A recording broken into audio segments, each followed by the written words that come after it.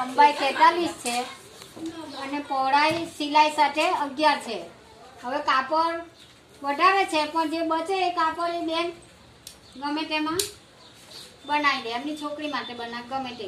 હવે ધારો કે આપણે 2 મીટર કાપડમાં હાફ બાય બને છે 9ની કે 10ની, તેઓ પછી ઊભી લાઈનવાળા ફૂલ હોય તો પછી 2.5 મીટર લેવું પડે છે અને લોંગ બાય બનાવે તો પણ 2.5 મીટર લેવું પડે। તે કાં સુધી 10-11નું આપણું હોય પહોળાઈ ત્યાં સુધી।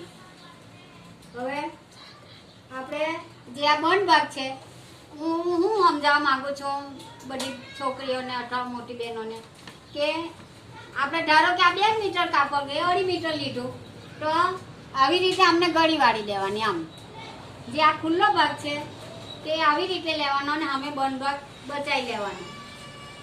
આ 4 ગળીએ વાળી દીધો અને ફોલ્સ પણ કહી શકાય અને આપણી ગામડાની ભાષામાં ગળી પણ કહી શકાય। એ આપણી સામે રાખવી અને આવી રીતે એ કરી લેવું। હવે હું તમને કપડું હરકું કરવા માટે ફૂટપટ્ટીથી માર્કિંગ કરું છું। ચોકલાન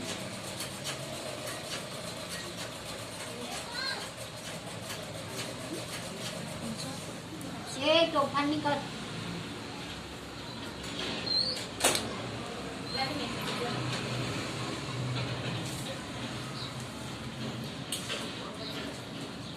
હવે આપણે એમની 11 ઇંચ છે છતાં આપણે 12 ઇંચનું કાપડનો ફોલ્સ કરી લીધો છે 4 ગળીએ।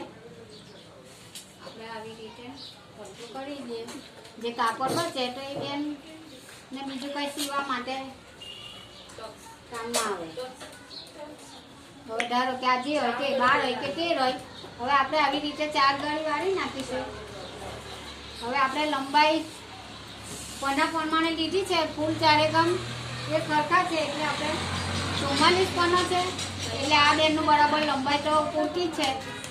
હવે આવી રીતે જે છે એટલે પહેલાં આવી ફૂટપટ્ટી મૂકીને બરાબર એક સરખું માર્ચિંગ કરી લેવાનું। હા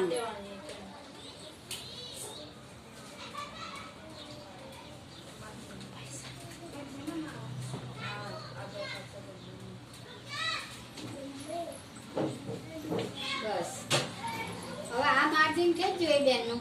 હવે એ બેન એની જાતે જે કિતાબમાં બનાવેલું છે ત્યાર પછી એમણે પેપરમાં બનાવેલું છે, હવે એમાં જોઈને ફરી પાછા બનાવે છે। પછી આપણે સહી છે ગલત છે જ્યાં જ્યાં ભૂલ હોય ત્યાં સુધારીને ફરી પાછા તમને બતાવીશું। લે